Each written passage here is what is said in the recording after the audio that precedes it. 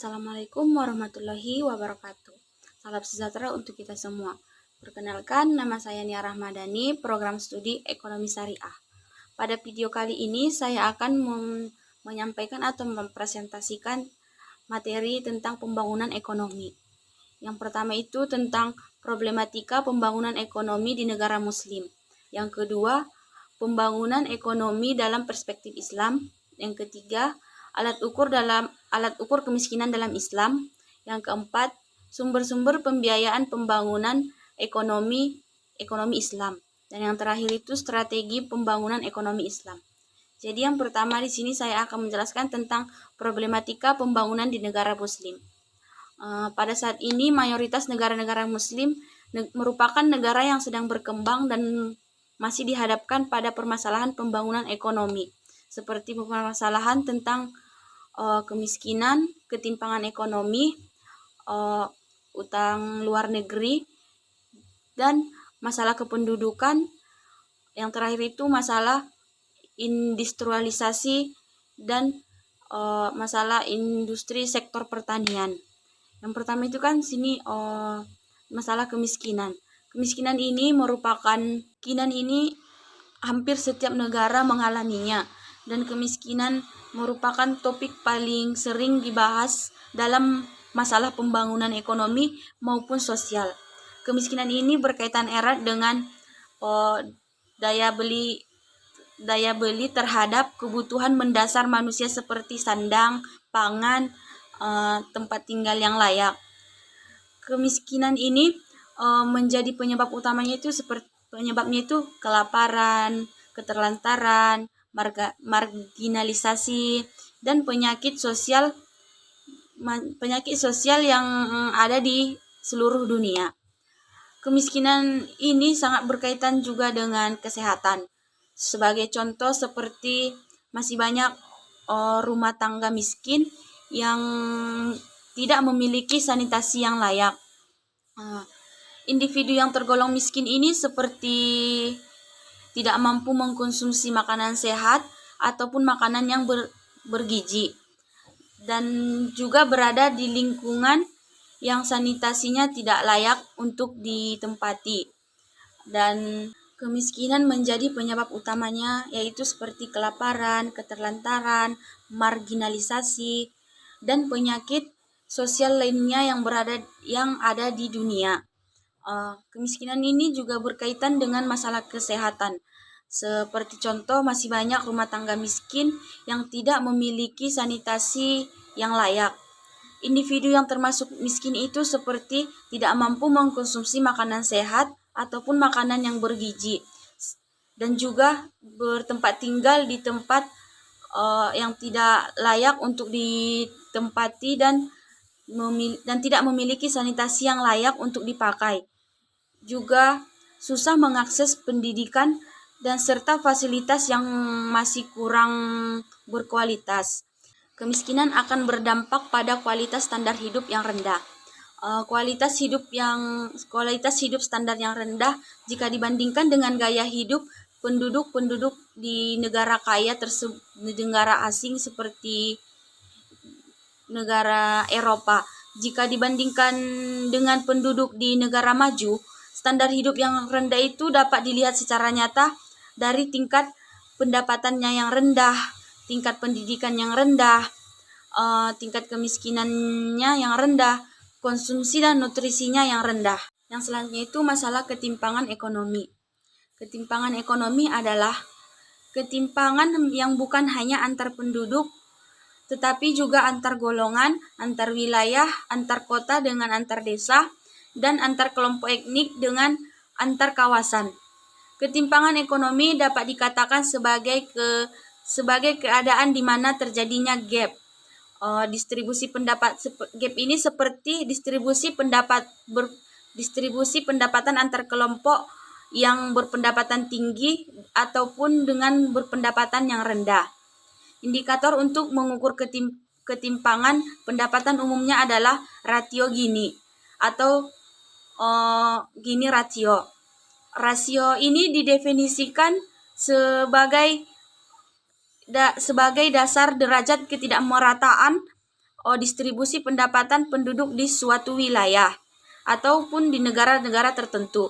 Koefisien ini berdasarkan dilihat dari kurva Lorenz, yaitu sebuah kurva dengan pengeluaran kumulatif yang membandingkan distribusi dari nilai pengeluaran penduduk, yaitu seperti nilai koefisiennya diantaranya nilai 0 dengan nilai 1.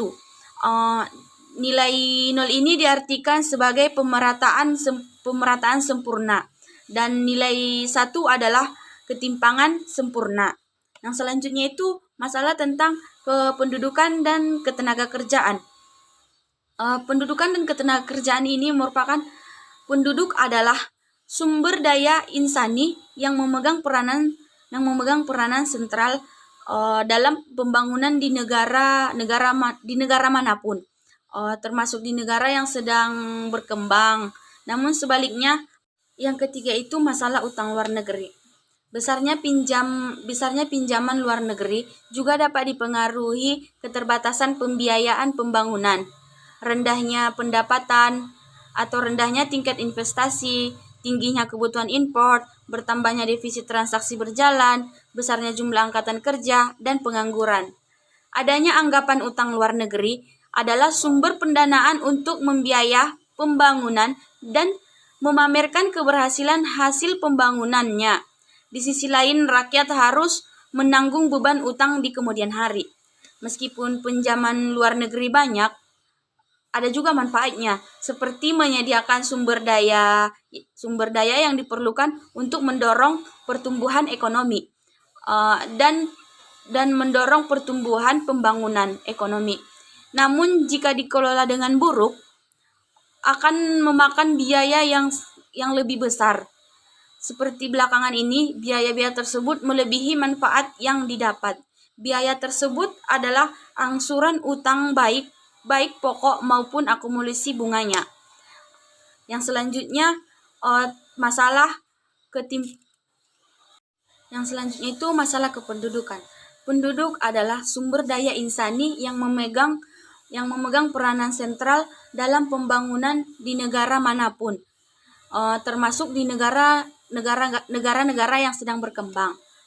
Namun sebaliknya, masih banyak negara yang terdapat masalah kependudukannya yang bersifat sangat kompleks. Hal ini karena penduduk ini harus menjadi pendorong utama pembangunan, justru dianggap menjadi penghambat pembangunan. Bonus demokrasi yang seharusnya menjadi anugerah bisa jadi bencana apabila tidak dididik, tidak diberdayakan, dan tidak mendapat perhatian sebagaimana mestinya. Terdapat beberapa masalah krusial kependudukan di negara yang sedang berkembang, yaitu masalah jumlah dan pertumbuhan penduduk yang tinggi, masalah pendapatan penduduk, masalah penyediaan lapangan kerja, dan masalah pengangguran. Di sebuah negara sedang berkembang jumlah dan tingkat penduduk yang sangat tinggi. Menurut Todaro atau Smith 2015, penduduk dunia setiap tahun bertambah lebih dari 75 juta orang, dan 97% pertambahan ini terjadi di negara yang sedang berkembang. Dan yang terakhir itu masalah industrialisasi dan sektor pertanian. Salah satu proses yang sangat penting dalam pembangunan adalah industrialisasi. Industrialisasi ini merupakan proses rekayasa sosial yang memungkinkan suatu masyarakat siap menghadapi transformasi di berbagai bidang kehidupan dan memungkinkan kehidupan masyarakat yang lebih maju dan berkualitas untuk meningkatkan harkat dan martabat kehidupannya sebagai makhluk sosial. Adanya industrialisasi ini menyebabkan pergeseran mata pencarian masyarakat yang agraris tradisional menjadi masyarakat yang modern. Profesi masyarakat semakin beragam mengikuti tren turbulensi ekonomi dan bisnis serta gaya hidup masyarakat yang semakin mencanggih. Industrialisasi ini bukan hanya sekedar membangun dan mewujudkan fisik semata, melainkan juga membentuk masyarakat untuk siap menghadapi realitas yang baru yang memiliki nilai tambah yang tinggi, serta mengembangkan seperangkat infrastruktur yang mampu menopang kehidupan industrial yang semakin pelik dan multidimensional. Yang kedua, pembangunan dalam perspektif Islam.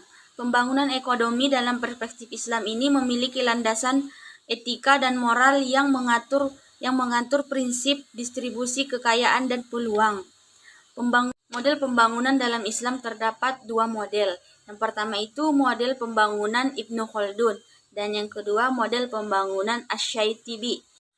Model pembangunan Ibnu Khaldun mengeluarkan konsep-konsep yang masih konseptual. Yang pertama itu konsep model pembangunan dinamis dan lintas disiplin.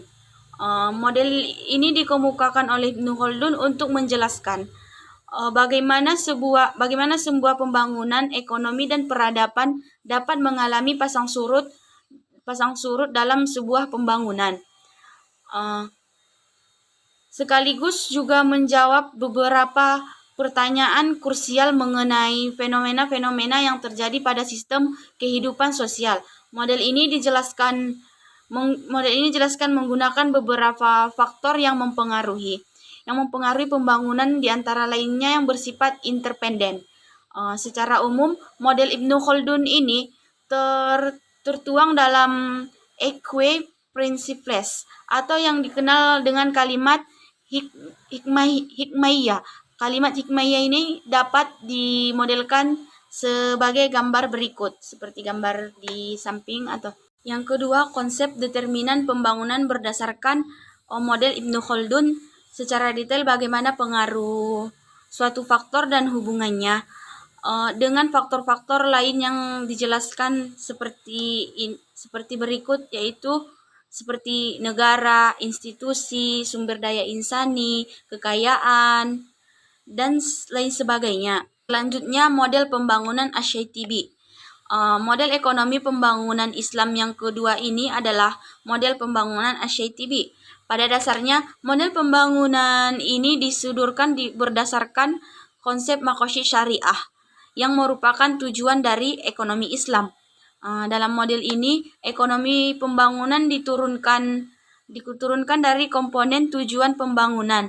Hal ini berbeda dengan teori Ibnu Khaldun yang lebih cenderung menggunakan pendekatan elemen dari pembangunan yang mempengaruhi berjalannya suatu sistem dalam masyarakat, di mana analisis pembangunan didasarkan pada apa yang ingin dicapai pada pembangunan.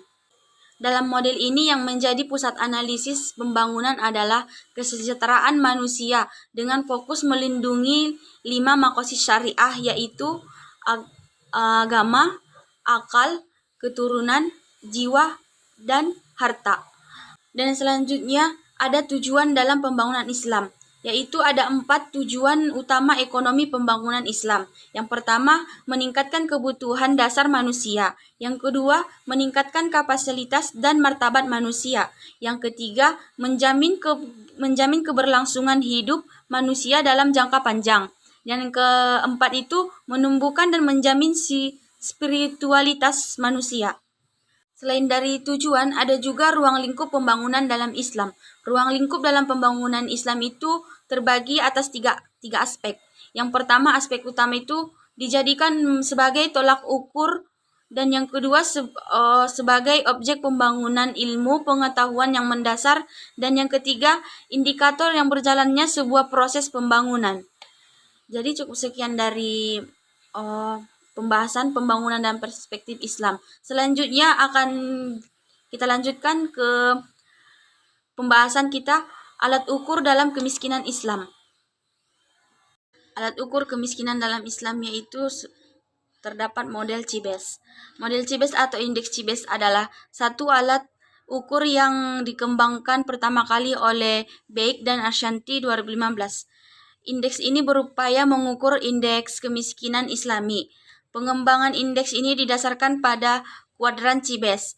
Kuadran Cibes ini terdiri dari 4 kuadran sebagaimana gambar berikut.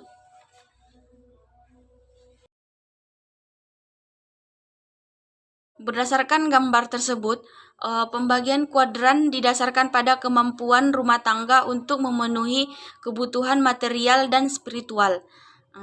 Unit analisis yang dipergunakan dalam model ini adalah rumah tangga. Pendekatan ini berbeda dengan yang digunakan oleh Badan Pusat Statistik atau BPJS yang melihat kemiskinan dari perspektif individunya.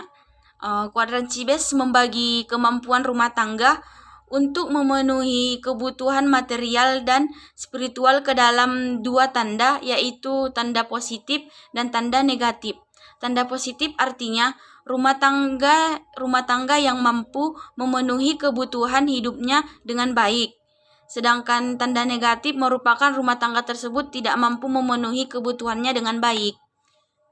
Dan ada juga beberapa alat ukur kemiskinan menurut Islam. Yang pertama, head count ratio.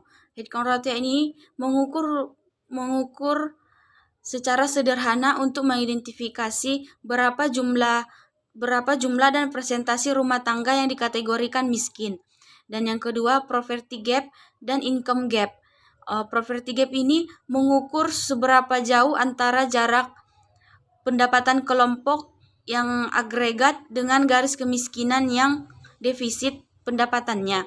Yang kedua, income gap ratio. Income gap ratio ini mengukur presentasi rata-rata kesenjangan pendapatan setiap rumah tangga miskin terhadap garis kemiskinan. Tiga, ada pengukuran Sen Index atau P2. Sen Index ini yang menghubungkan antara indeks headcount ratio dengan income gap dan koefisien Gini yang untuk orang miskin atau rumah tangga miskin. Penggunaan indeks ini lebih komprehensif bila dibandingkan indeks-indeks sebelumnya. Jika tidak ada seorang pun yang hidup dengan pendapatan di bawah garis kemiskinan, maka nilai indeksennya akan sama dengan 0. Dan yang terakhir itu alat pengukuran dengan FGT atau Foster Greer and Thorbecke Index. Indeks FGT ini digunakan untuk mengukur keparahan kemiskinan yang memberikan gambaran mengenai penyebaran pendapatan dan pengeluaran pendapatan rumah tangga miskin. Selanjutnya kita akan ke materi sumber-sumber pembiayaan pembangunan ekonomi Islam.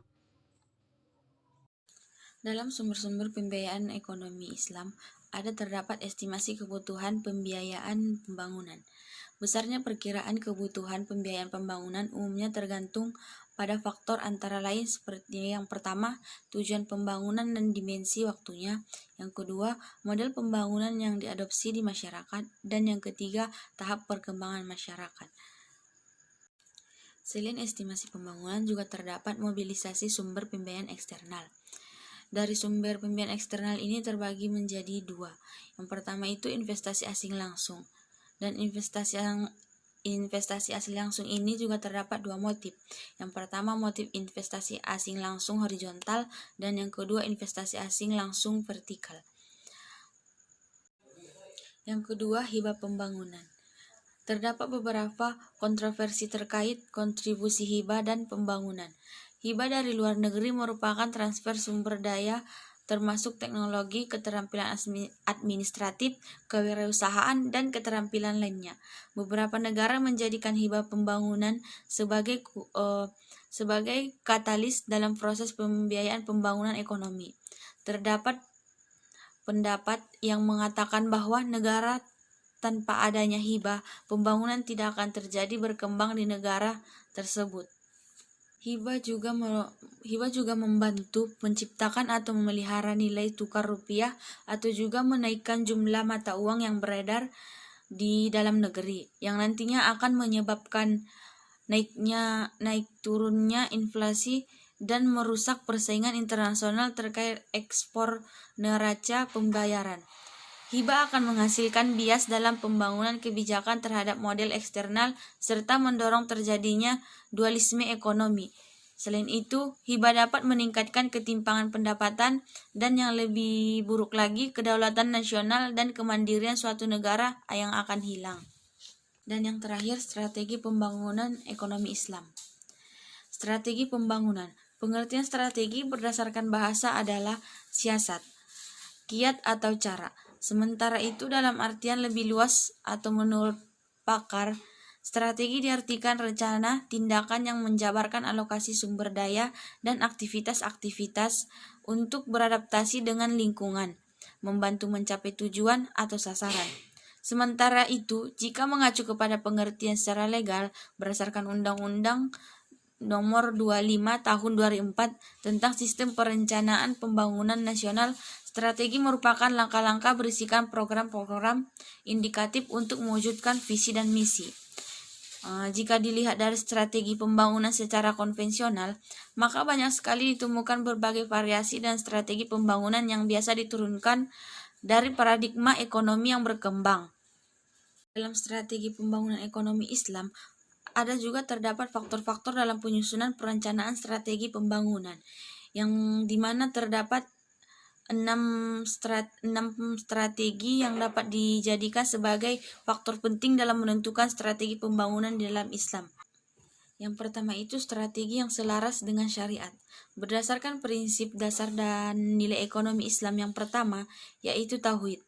Tentu salah satu faktor penting yang dipertahankan atau yang diperhatikan dalam mengambil pendekatan pembangunan sekaligus sebagai strategi dalam menjalankan adalah keselarasan dengan syariat. Hal ini sangat penting untuk diperhatikan dalam kondisi apapun karena bersifat wajib. Sehingga syarat ini dalam ekonomi pembangunan adalah necessary condition. Apapun kegiatan pembangunan yang dilakukan haruslah tidak bertentangan dengan syariat. Walaupun dalam aplikasinya kebijakan pembangunan bersifat muamalah, tetapi dari segi objek dan orientasinya memungkinkan untuk keluar dari syariat. Dan yang kedua itu ada strategi selaras dengan kebutuhan. Strategi pembangunan yang selaras dengan kebutuhan adalah cara atau siasat dalam mencapai tujuan pembangunan yang bertumpu pada bagaimana proses pembangunan yang dilakukan dapat memenuhi kebutuhan dari masyarakat. Mengacu pada tujuan pembangunan, berdasarkan perspektif Islam secara umum, tentulah untuk mencapai kondisi di mana terpenuhinya komponen maqasid syariah, yang merupakan indikator pembangunan dalam ekonomi Islam. Namun, dalam pelaksanaannya, 5 tujuan maqasid syariah ini memiliki tingkat yang urgensi masing-masing, tergantung kondisi tingkat keterpenuhan masing-masing indikator.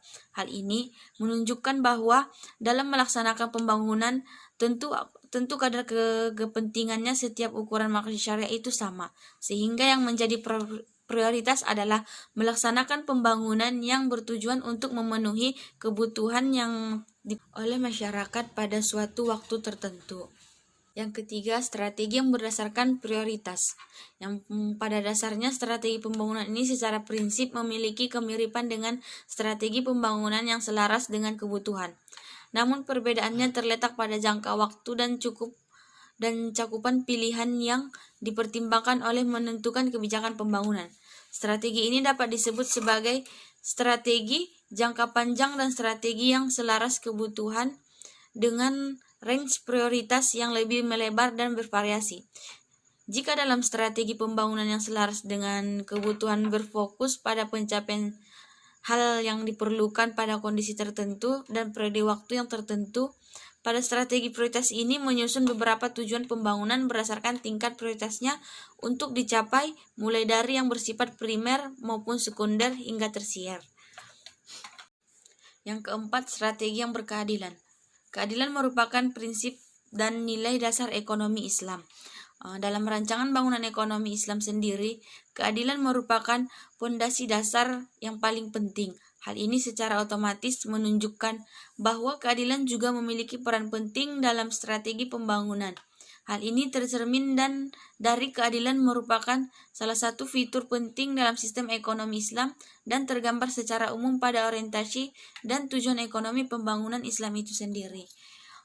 Dalam konteks ekonomi pembangunan Islam, pembangunan berkeadilan dapat diartikan sebagai pembangunan yang memperlakukan objeknya atau manusia dan termasuk makhluk hidup lainnya dengan cara yang sama dan tidak melanggar hak, serta sesuai dengan nilai dan moral yang telah ditentukan. Yang kelima, strategi berdasarkan maslahah dan mafsadah. Strategi pembangunan ini ditentukan dengan menggunakan pendekatan yang mirip dengan cost and benefit analysis, di mana dalam menentukan strategi atau kebijakan pembangunan, haruslah strategi dan kebijakan yang memberikan maslahah yang lebih erat atau yang lebih besar. Strategi ini selalu meminimalisir mafsadah juga, dan mafsadah juga mematikan bahwa pembangunan yang dilakukan akan mengutamakan kepentingan bersama. Dan selanjutnya, yang terakhir itu yang keenam, strategi berkelanjutan. Keenam, strategi memang berdiri sendiri, tetapi dalam pengimplementasiannya sangat memungkinkan untuk saling berintegrasi satu sama lain. Bahkan dalam konteks ekonomi pembangunan Islam, seluruh faktor atau strategi ini seharusnya dapat dilaksanakan secara menyeluruh. Bagaimana keterkaitan antar strategi ini untuk diimplementasikan dan akan dibahas pada bagian selanjutnya dalam bentuk sebuah model ekonomi pembangunan Islam yang lebih baik lagi. Cukup sekian yang bisa saya sampaikan, kurang dan janggalnya saya mohon maaf, kepada Allah saya mohon ampun. Wassalamualaikum warahmatullahi wabarakatuh.